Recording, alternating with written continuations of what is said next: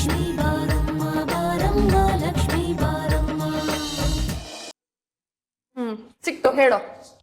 ಆಮೇಲೆ ಅರ್ಧ ಚಮಚ ಜೀರಿಗೆ. ಹಾ ಇಲ್ಲೇ ಇದೆ ಹೇಳು. ಈಗ 1/4 ಚಮಚ ಮೆಣಸು ಎತ್ತಿಟ್ಕೋ, ಜೊತೆಗೆ ಸ್ವಲ್ಪ ಬೆಲ್ಲನೂ ಎತ್ತಿಟ್ಕೋ. ಮೆಣಸು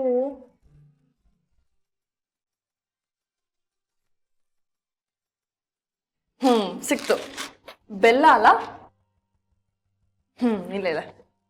ಆಮೇಲೆ ಈಗ ಧನಿಯಾ ಪುಡಿ 1 ಚಮಚ, ಅರ್ಧ ಚಮಚ ಜೀರಿಗೆ, ಅರ್ಧ ಚಮಚ ಮೆಣಸು.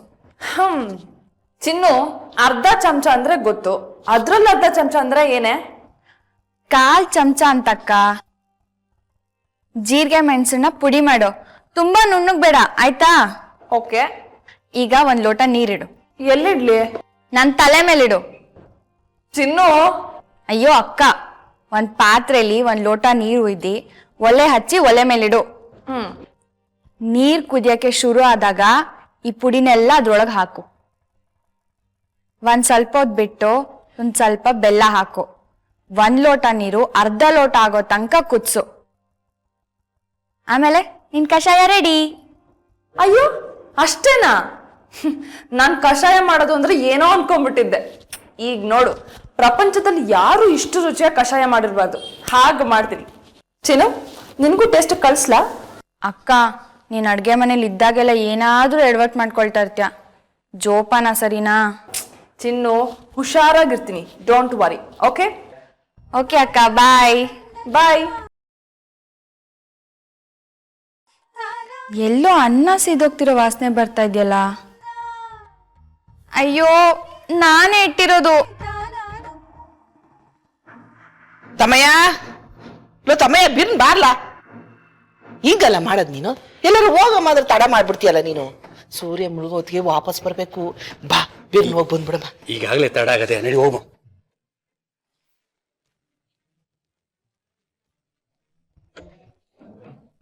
ಚಿಕ್ಕಪ್ಪ, ಅವರಿಬ್ರು ಸಂಜನ್ ತಕ್ಕ ಬರಲ್ವಂತ. ನಮಗೂ ಅದೇ ಅಲ್ವಲ್ಲ ಬೇಕಾಗಿದ್ದು. ಗಿರಿ, ಒಂದು ಕೆಲಸ ಮಾಡು, ನೀನು ಒಳಗೆ ಹೋಗಿ ಆ ಬಣ್ಣದ ಬಟ್ಟೆ ಐತೆ ಅಂತ ಹುಡುಕು. ನಾನು ಇಲ್ಲೇ ಬಾಗ್ಲಾಗ ನಿಂತ್ಕೊಂಡಿರ್ತೀನಿ. ಯಾರಾದ್ರೂ ಬಂದ್ರೆ ಗಿರಿ ಅಂತ ಕರಿತೀನಿ. ಬಂದೆ ಚಿಕ್ಕಪ್ಪ ಅಂತ ಓಡ್ ಬಂದ್ಬಿಡು. ಏನು? ಸರಿ ಚಿಕ್ಕಪ್ಪ. ಹೋಗು ಹೋಗು.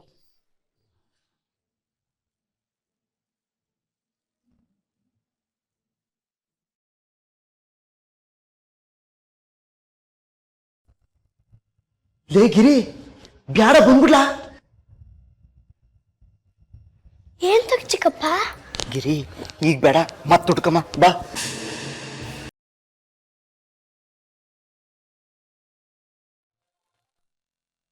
ಕಾವೇರಿ, ನೀನು ಒಬ್ಳು ಫ್ರೆಂಡೇನೆ. ನಿಜವಾಗ್ಲೂ ನೀನು ನನ್ನ ಫ್ರೆಂಡ್ ಆಗಿದ್ರೆ ಎಂಗೇಜ್ಮೆಂಟ್ ಮಿಸ್ ಮಾಡ್ತಿರ್ಲಿಲ್ಲ. ಕೋತಿ ನೋಡೋ, ಈ ಕತೆ ಎಲ್ಲ ನನ್ನ ಹತ್ರ ಹೇಳ್ಬೇಡ. ಈ ಕತೆ ಎಲ್ಲ ಯಾವ್ದಾದ್ರು ಮ್ಯಾಗ್ಝಿನ್ ಅವ್ರ ಹತ್ರ ಹೇಳು, ಚೆನ್ನಾಗಿ ಪಬ್ಲಿಷ್ ಮಾಡ್ತಾರೆ ಕತ್ತೆ. ಬಂದವರೆಲ್ಲ ಕಾವೇರಿಯಲ್ಲಿ ಅಂತ ಕೇಳೋರೇ ಆಗೋದ್ರು. ನನಗೂ ಸಿಟ್ಟು ಬಂದು ಕಾವೇರಿ ನದಿ ತರ ತಮಿಳ್ನಾಡು ಹರ್ಕೊಂಡು ಹೋದ್ಲು ಅಂತ ಹೇಳ್ದೆ. ನಿನ್ಗೆ ಎಷ್ಟು ಕೊಬ್ಬು ತಾನೆ, ಅಷ್ಟು ಸತಿ ಫೋನ್ ಮಾಡಿದ್ದೀನಿ, ಬರೋದಿಕ್ಕಾಗಲ್ವೇನೆ? ಅಂತ ಗನಂದರಿ ಕೆಲಸ ಏನಿತ್ತು?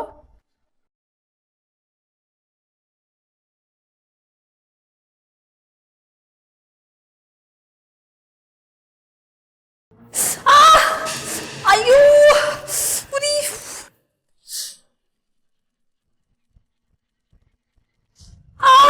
ಶ್ರುತಿ, ಏನಾಯ್ತಮ್ಮ? ಏನಾಯ್ತು ಗೊಂಬೆ? ಹೇಳ್ದೆ ಬಾ.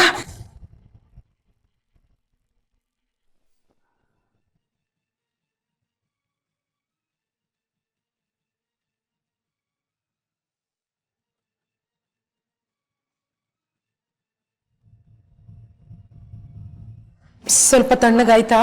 ಗೊಂಬೆ, ನೀನ್ ಯಾಕೆ ಅಡ್ಗೆ ಮನೆಗೆ ಬಂದೆ? ನೀನನ್ನ ಅಡ್ಗೆ ಮನೆಗೆ ಕಳ್ಸಿದ್ಯಾರು? ಚಿಕ್ಕಿ, ಅತ್ತೆ ಕಷಾಯ ಮಾಡ್ಕೊಂಡು ಬರೋಣ ಅಂತ ಬಂದೆ. ನನ್ನ ಫ್ರೆಂಡ್ ಕಾವೇರಿ ಹತ್ರ ಮಾತಾಡ್ತಾ ಹೀಗಾಗೋಯ್ತು. ರಾಮು ಬರೋ ತನಕ ಕಾಯೋಕ್ಕಾಗ್ಲಿಲ್ವಾ? ರಾಮು ಇರೋದೇ ಅಡ್ಗೆ ಕೆಲಸ ಮಾಡೋಕ್ತಾನೆ. ಅತ್ಗೆ, ನಿಮ್ಗಾದ್ರೂ ಸ್ವಲ್ಪ ಬುದ್ಧಿ ಬೇಡ್ವಾ? ಕಷಾಯ ಮಾಡಕ್ ಇವಳಿಗೆ ಯಾಕೆ ಹೇಳಿದ್ರಿ?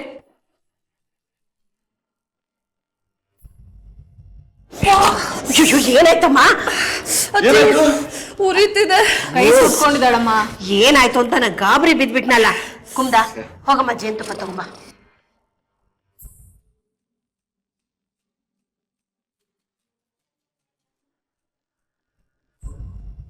ರಾಮು ಬರೋವರೆಗೂ ಕಾಯಕ್ಕಾಗ್ಲಿಲ್ವಾ? ಅವ್ನು ಬಂದ್ಮೇಲೆ ಮಾಡ್ಕೊಡ್ತಿದ್ನಪ್ಪ. ಇಡಿ. ಅತ್ತೆ ಮಾವ ಉತ್ತಬೇಡಿ, ಉರಿತಿದೆ. ಆಯ್ತಾಯ್ತು. ಸ್ವಲ್ಪ ದಾರಿ ಬಿಡಿ, ಒರೆಸ್ಬಿಡ್ತೀನಿ. ಯಾರು ಜಾರ್ ಬಿಡ್ತಾರೆ ಇಲ್ಲಾಂದ್ರೆ. ಪಾರ್ವತಿ, ನನಗೆ ಕೋಪ ತರಿಸ್ಬೇಡ, ಹೋಗಿ ಮಲಕ್ಕೋ, ಆಯಾಸ ಮಾಡ್ಕೋಬೇಡ. ರಾಮು ಬಂದು ಎಲ್ಲ ನೋಡ್ಕೋತಾನೆ. ನಿನಗೆ ಉರಿ ಹೇಗಿದೆ ಮಗಳೇ? ಕಮ್ಮಿ ಆಗ್ತಾ ಇದೆಯಾ? ಹೋಗಿ ರೆಸ್ಟ್ ತಗೊಳಕ್ ಹೇಳಿದ್ರಲ್ಲ, ನೀವು ಹೋಗಿ ರೆಸ್ಟ್ ತಗೊಳ್ಳಿ, ನಾವು ನೋಡ್ಕೊಳ್ತೀವಿ. ಬಾ.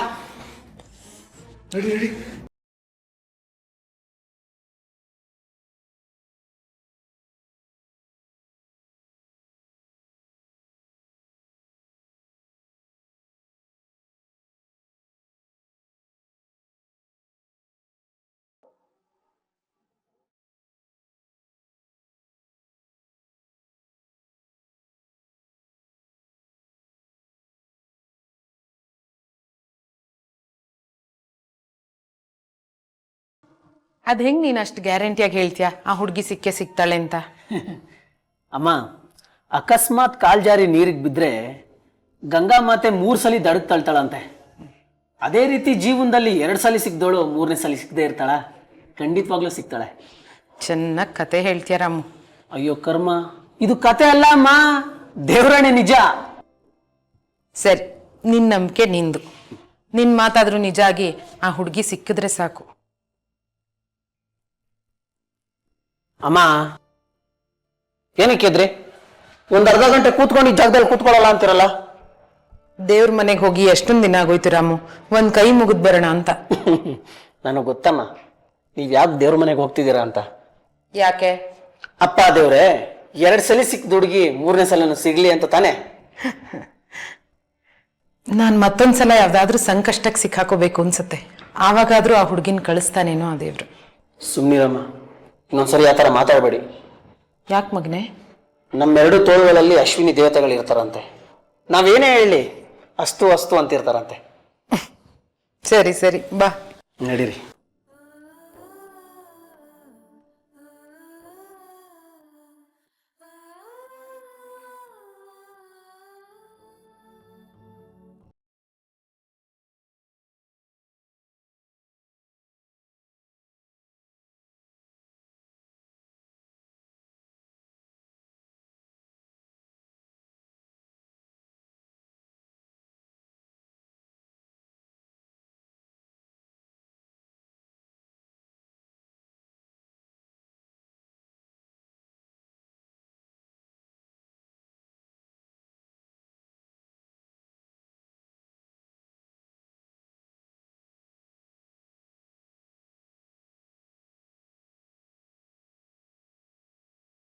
ಪ್ಲೀಸ್ ಅಳ್ಬೇಡಿ.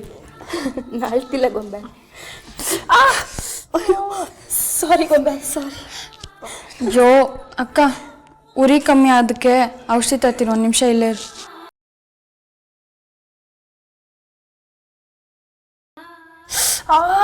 ಉರಿ. ಅಕ್ಕ, ಸುಟ್ಟು ಗಾಯ ತುಂಬಾ ಉರಿಯುತ್ತಲ್ವಾ? ಗಾಯ ಆದ ಕಡೆ ಮುಟ್ಟಿದ್ರೆ ಮಾತ್ರ ಉರಿಯುತ್ತೆ ಚಿನ್ನು, ಸ್ವಲ್ಪ ನಿಧಾನ ಕಚ್ಚೋದಲ್ವಾ? ಎಲ್ಲಿ ತೋರ್ಸು.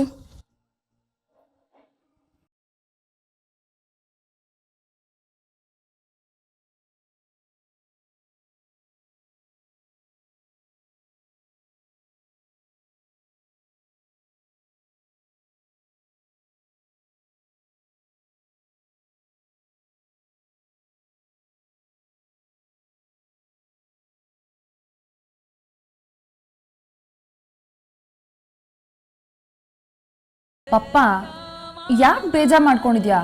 ನನಗೇನೂ ಆಗಿಲ್ಲ. ನಾನು ಇವತ್ತೇ ಅತ್ತೆ ಮನೆಗೆ ವಾಪಸ್ ಹೋಗ್ತೀನಿ. ನನಗೂ ನಿನ್ನನ್ನು ಹೋಗಬೇಡ ಅಂತ ಹೇಳೋದಕ್ಕೆ ಇಷ್ಟ, ಆದರೆ ಏನು ಮಾಡಲಿ, ನಿನ್ನ ರಾಜ್ಕುಮಾರನಿಗೆ ಮಾತು ಕೊಟ್ಟಿದ್ದೀವಿ. ನನ್ನ ಮಾತಿನ ಮೇಲೆ ಭರವಸೆ ಇಟ್ಟು ನಿನ್ನ ಮೇಲೆ ನಂಬಿಕೆ ಇಟ್ಟೆ ಅವನು ಡೆಲ್ಲಿಗೆ ಹೋಗಿರೋದು. ಕೊಟ್ಟು ಮಾತು ಉಳಿಸ್ಕೋಬೇಕಲ್ವಾ? ನೀವೇನಾದರೂ ಅನ್ಕೊಳ್ಳಿ, ಅಕ್ಕ ತಿರ್ಗಾ ಅಲ್ಲಿಗೆ ಹೋಗೋದು ನನಗೊಂಚೂರು ಇಷ್ಟ ಇಲ್ಲ. ಇಷ್ಟಕ್ಕೂ ಅಕ್ಕ ಅಲ್ಲಿಗೆ ಹೋಗಿ ಏನ್ ತಾನೇ ಮಾಡ್ತಾಳೆ? ಗೊಂಬೆ ಅಲ್ಲಿಗೆ ಹೋಗಿ ಏನು ಮಾಡಬೇಕಾಗಿಲ್ಲ ಚಿನ್ನು. ಆದರೂ ನಮ್ಮ ಮನೆಯವ್ರು ಯಾರೋ ಒಬ್ರು ಅಲ್ಲಿದ್ದಾರೆ ಅನ್ನೋ ಸಮಾಧಾನ ನಮಗಿರುತ್ತೆ ಅಲ್ವಾ? ನಾನಂತೂ ವಾಪಸ್ ಹೋಗ್ಲೇಬೇಕು. ಚಂದಕ್ ಪ್ರಾಮಿಸ್ ಮಾಡಿದೀನಿ ನನ್ನ ಅತ್ತೆ ನೋಡ್ಕೋತೀನಿ ಅಂತ. ನೀನ್ ನಿನ್ನೇ ನೋಡ್ಕೊಳಕ್ಕಾಗಲ್ಲ, ನಿನ್ ಅತ್ತೆನೇನ್ ನೋಡ್ಕೊಳ್ತೀಯ? ನಗದ್ ಬೇರೆ. ಅಕ್ಕ, ನೀನ್ ನನ್ನನ್ನು ಕರ್ಕೊಂಡೋಗು, ನಾನು ಬರ್ತೀನಿ. ಅಲ್ಲಿ ಏನ್ ಕೆಲ್ಸ ಇದ್ರೂ ನಾನೇ ಮಾಡ್ತೀನಿ. Good idea. ಪಾಪ ಚಿನ್ನು ನನ್ನ ಜೊತೆ ಕರ್ಕೊಂಡು ಹೋಗ್ಲಾ? ನಂದೇನು ಅಭ್ಯಂತರ ಇಲ್ಲ, ಆದ್ರೆ ನಿಮ್ಮ ಅತ್ತೆ ಮನೆಯವ್ರು ಏನು ಹೇಳ್ತಾರೆ ಅನ್ನೋ ಗೊತ್ತಿಲ್ಲ. ಬಾವಾ, ಯಾರು ಏನು ಅನ್ನಲ್ಲ. ಗೊಂಬೆ ಜೊತೆ ಚಿನ್ನು ಬಂದ್ರೆ ಸರಿ ಅನ್ಸುತ್ತೆ. ಸಿಕ್ಕಿ, ನಿಮ್ಗೆ ಬೇಜಾರಾಯ್ತಾ? ಅಮ್ಮ ಯಾವಾಗ್ಲೂ ಹೀಗೇನೆ. ಅವನ ಬದಲು ನಾನೇ ನಿಮಗೆ ಕ್ಷಮೆ ಕೇಳ್ತೀನಿ. I am really very sorry. ಬೇಜಾರಾಗ್ಲಿಲ್ಲ ಅಂತ ಸುಳ್ಳು ಹೇಳಲ್ಲ, ಬೇಜಾರಾಯ್ತು. ಆದ್ರೆ ಅಕ್ಕ ಈ ರೀತಿ ಮಾತಾಡೋದೇನು ಹೊಸ್ತಲ್ವಲ್ಲ, ಅದು ಯಾವಾಗಲೂ ಇದ್ದಿದ್ದೆ.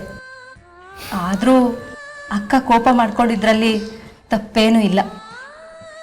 ಯಾವುದೇ ತಾಯಿಗೆ ತನ್ನ ಮಗುಗೆ ನೋವಾಗುತ್ತೆ ಅಂದರೆ ಕೋಪ ಬರೋದು ಸಹಜ ಅಲ್ವಾ ಗೊಂಬೆ? ಶ್ವೇತಾ, ನಿಂದು ತುಂಬ ದೊಡ್ಡ ಮನಸ್ಸಮ್ಮ. ಆದರೂ ಕಲ್ಪನಾ ಹಾಕಿ ಮಾತಾಡಿದ್ದು ತಪ್ಪಲ್ವಾ? ಇರ್ಲಿ ಬಿಡಿ ಪಾವ, ಅಕ್ಕ ಏನು ಸುಳ್ಳು ಹೇಳಿಲ್ವಲ್ಲ.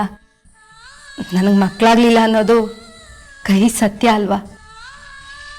ಚಿಕ್ಕಿ, ನಾನು ನನ್ನ ಮಗಳು ತರ ಅಲ್ವಾ? ಹೊತ್ತು ಹೆತ್ರ ಮಾತ್ರ ಮಕ್ಳ. ಅಮ್ಮ ಚಿನ್ನನ್ ಹೆರ್ಲಿಲ್ಲ, ಆದ್ರೂ ಇವ್ ನನ್ನ ತಂಗಿ ತಾನೆ. ಗೊಂಬೆ, ನೀನು ನನ್ನ ಮಗಳೇ.